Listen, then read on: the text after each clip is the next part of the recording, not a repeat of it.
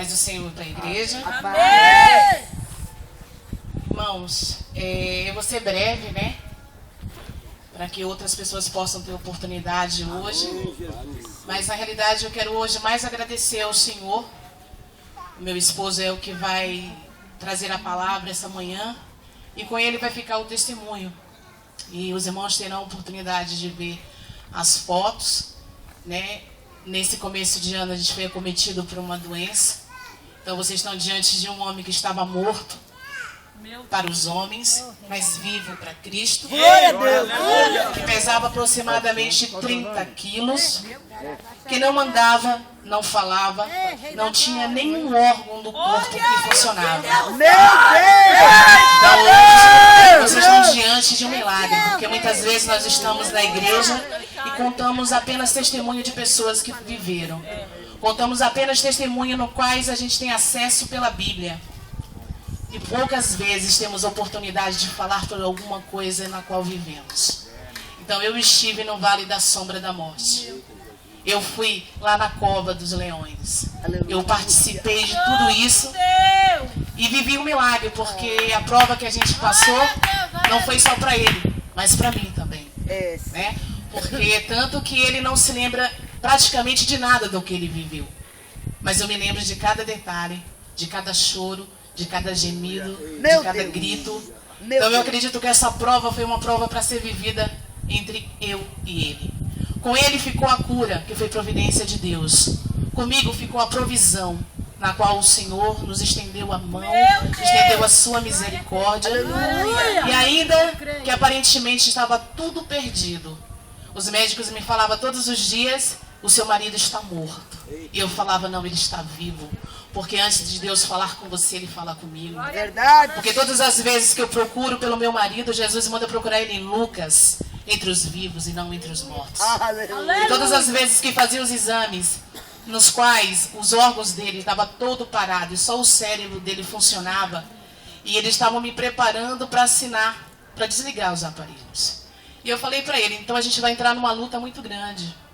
A gente vai brigar na justiça. O Senhor vai brigar comigo e eu vou questionar o Todo-Poderoso. E todas as vezes que eu entrava naquela UTI, todos os dias o Roger morria mais um pouco. Todos os dias ele definhava mais um pouco. E todos os dias, isso é só para que vocês entendam o que é uma promessa. Para que vocês saiam daqui acreditando exatamente o que significa uma promessa na minha e na sua vida. Tudo que eu tinha era essa promessa. E todos os dias eu chegava naquela UTI, eu cantava os hinos da harpa, fazia uma oração para o Roger. Aleluia, Deus. E eu dizia exatamente isso para ele: levanta daí, acorda. Não sei o que você fez, o que eu fiz, para a gente estar vivendo este vale. Mas eu sei da promessa de quem te fez e quem te fez. Aleluia. Falei, então eu falava assim: Roger, eu não vou desistir. Há 7 anos atrás, você me fez uma promessa naquele altar. E essa promessa se estendeu aos meus filhos. E eu não abro mão dessa promessa. Então continua aí nesse mundo espiritual no qual você está. Apenas clamando e pedindo perdão para o Senhor. Pedindo para Ele uma chance, uma oportunidade. E eu falava assim: irmão, quem quiser saber o que é sofrimento, muitas vezes nós questionamos o que é sofrimento aqui na terra. Sabe o que é sofrimento para mim e para você? É chegar numa UTI. Muitos vão para lá e poucos voltam de lá. Verdade. A UTI é o término, é o final. Aonde você tem que descer. Se aqui você desce no joelho, lá você vai ter que ir nas profundezas. Lá você vai ter que descer e falar assim para o Senhor: eis-me aqui, Jesus. A tua misericórdia tem que me alcançar. E todos os dias eu falava assim: Senhor, você fez uma promessa para o Roger em 1 Jeremias, que tu levaria ele para os 4 cantos desta terra, na qual a tua palavra diz que tu não é homem para que minta, nem filho do homem para que se arrependa da promessa que faz. Eu estou que nem Abraão, eu só saí daqui depois da minha promessa. O Senhor pode levar ele daqui a 1 mês, 2 meses, 3 meses, mas aquilo que o Senhor prometeu para mim, aquilo que o Senhor prometeu para minha família, tem que se cumprir. E eu voltava para minha casa e eu falava todos os dias para o diabo: não foi hoje que você me venceu. Aleluia. Não foi hoje que você me venceu. Porque no decorrer, irmãos, do que eu ia para o hospital, tinha um médico que ele era realmente o enviado de Satanás. Ele me procurava no meio das pessoas e falava, vem aqui. E eu corria daquele médico. Ele falava, você viu a situação do seu marido? Ele piorou esta noite. Aí eu falei assim para ele um dia, o senhor conhece a Bíblia, doutor Bonfim? Aí ele olhou para minha cara e falou assim, não, quem acredita nessas coisas é vocês. Eu falei, não, nós cremos. Quem acredita é o Senhor. O Senhor acredita em Sócrates, em Plutão. O Senhor acredita na mitologia grega, eu acredito em Jesus. Aleluia. É nele que eu acredito, é nele que a minha fé está firmada. Como que eu posso servir ao Senhor? Como que eu posso ir para as igrejas pregar que Deus salva, que Deus cura? Eita Deus. Se quando acontece uma situação dessa na minha casa, preste bastante atenção. Muitos crentes sobem um monte, muitos crentes jejumam, muitos crentes falam línguas estranhas. Mas quando a doença bate na porta da casa dele, ele deixa de ser crente. Verdade. Nós conhecemos milhões que falam línguas estranhas, que profetiza, mas na hora de ter fé, não consegue exercitar esse exercício. Verdade. Não consegue crer que esse Deus que entrou lá na casa do fulano, do Beltrano, é o mesmo Deus que vai entrar na minha casa e na sua Glória a casa. Deus. Eu creio dessa Então maneira. muitas vezes somos crentes covardes, sim. Somos crentes falhos, sim. É por isso que a gente tem que aprender, como exemplos como esse, o que é ter fé. Aleluia. Sabe o que é ter fé? É quando tudo foge das tuas mãos. Quando tudo não tem mais como você fazer. Aí você leva os olhos para o monte e clama para o único que vai te responder. E sabe por que eu e o Rod passou por essa situação? Você pode se perguntar, como muitos fizeram essa pergunta, como pessoas que servem a Deus pode passar por uma situação como essa? Verdade. Eu vou te responder com toda a clareza do mundo. Sabe o que eu entendi? Que pessoas como nós, que somos vasos na mão do Senhor, temos que ser todos os dias trabalhados pelo oleiro. Glória a Deus. Para quando a gente tiver a oportunidade de subir no púlpito, a gente olhe para este lugar que é santo e a gente diga assim, Senhor, a glória é tua. Esse lugar é seu. A casa é sua. Aleluia. Eu sou vaso pequeno nas tuas mãos, mas me torno grande quando o Senhor me coloca naquele púlpito. Senhor. É para isso. Deus usa os crentes exatamente para dar exemplo para os ímpios. Eita. Então eu costumo dizer que o gesto mais contagioso, que nós temos que dar como evangélicos é o exemplo. Glória a Deus. O exemplo para onde você for, para onde você andar, tem que ter algo diferente na minha e na tua vida. Deus. E eu vou te falar uma coisa, eu que nunca tinha ido em hospitais e muitas outras coisas fazer a obra de Deus. Nós evangelizávamos na madrugada, fazíamos muitas outras Glória a coisas. Deus. E eu nunca me envolvi com o hospital, porque eu não tenho capacidade para isso. Oh, meu Deus.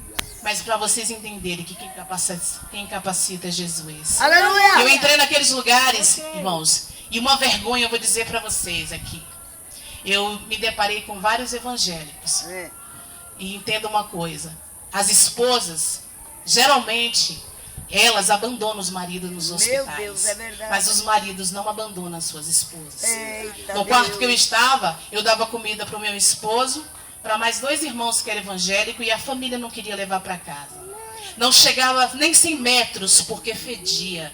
Meu E eu Deus. ajudava a trocar fralda. Olha o que Deus fez. Eu ajudava a trocar fralda, eu dava comida para que as enfermeiras jogavam comida fora. Então precisava dessa nutrição. Então, infelizmente, a gente tem muito o que aprender. Verdade. Se ainda você achou que você se declarou algum dia bispo, pastor, o que seja, evangelista, aprenda que você tem muito que aprender. Aleluia. Você tem muita caminhada Glória a ainda Deus. para chegar. Porque muitas situações da sua vida, o Senhor vai te colocar em situações nas quais é exatamente o que acontecia comigo. Eu falava, Senhor, no hospital, nunca. Eu não tenho capacidade para isso. E mais engraçado que nesse meio do meu deserto, eu fui a única, não teve ninguém. Então quem tinha que trocar as fraldas do meu marido era eu mesma. Quem tinha que dar banho no meu marido era eu mesma. Então assim, nessa hora você não acredite que vai contar com milhões de pessoas. Até mesmo porque Deus não deixa. Porque o que você tem que aprender, você é o único aluno dessa escola. Meu Deus, é verdade. Então assim, Aleluia. quando começou o processo meu e com o Roger em janeiro, Eu entrei no hospital com ele, já tinha perdido a memória, porque a bactéria já estava na medula. Eu falei exatamente assim, eu abri a Bíblia e Deus me deu a palavra em Jó. Conhecia Deus só de ouvir falar, mas hoje conhecerá face a face. Eu olhei para ele ainda sem memória e falei para ele, entenda uma coisa, nós vamos viver um deserto muito grande. A gente vai passar pelo vale da sombra da morte. Mas uma coisa eu te garanto, nós vamos conhecer Deus de uma forma tão tremenda, que quando a gente ajoelhar, que a gente clamar, Jesus vai nos responder só pelo conhecimento que a gente vai ter. Então que essa manhã eu seja não um exemplo bíblico. Muitas vezes as pessoas olhavam para mim e falavam assim, você é uma mulher vitoriosa. É mentira. Eu fui uma sofredora, sobrevivente de uma situação que aconteceu na minha vida. E agradeço a Deus, porque na estrutura normal, eu, Rose, mulher, não suportaria chegar até o final, onde eu fui. E eu sei que foi o Senhor que me capacitou. Aleluia, eu naquele creio. lugar. Eu Foi creio. o Senhor que me deu as palavras para entrar naquele lugar. Aleluia. Foi Jesus que todos os dias eu não queria acordar. Eu voltava para casa e meus filhos falavam, mãe, o meu pai hoje falou. E eu falava, ainda não. Eu voltava para casa e meu filho falava assim, mãe, o que vai acontecer com as nossas vidas? Eu falei assim, olha, um dia eu repeti diversas vezes na minha casa que eu e a minha casa serviria ao Senhor. Então, se eu sirvo ao Senhor, num dia determinado por Ele, porque tudo é por Ele, tudo é dele, É verdade. o seu pai vai voltar para casa. E ele vai contar para vocês que de uma forma surpreendente, a gente estava até falando isso aqui no final, eu já vou terminar, e teve um dia que eu estava muito triste, eu estava ouvindo um louvor, e aquele louvor, irmãos, eu não sei se para vocês, mas o louvor é algo que fala extremamente comigo. E eu estava numa situação tão terrível aquela manhã, o Roger tinha piorado tanto, ele estava com tanta febre que eu falei, Senhor, eu vou voltar para aquele lugar.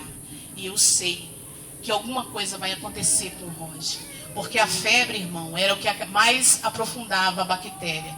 Todas as vezes que a febre ia para 38, 39, aí o sistema imunológico dele piorava, os órgãos dele começavam a cada dia mais a ir se desfalecendo. Então eu sabia que o quadro cada dia ia piorar. E naquele dia eu estava sentada na sala com meus filhos na madrugada. Eu chegava meia-noite do hospital. E eu ouvi esse hino. E eu não vou cantar, mas eu vou só deixar essa palavra para vocês. Trazendo a arca que diz assim, invoca-me e te responderei. Confia e descansa o teu coração. Sou o Senhor que te cura, Jeová Rafá, o teu Deus que cuida de ti e que nunca te abandona. Põe a tua fé em meu nome. E hoje, irmãos, pela manhã, faça provas de mim. As tuas orações eu já recebi e te responderei com o meu poder. Aleluia. Agradeço a minha oportunidade em nome de Jesus. Glória a Deus. Deus seja louvado. Testifica mais uma vez.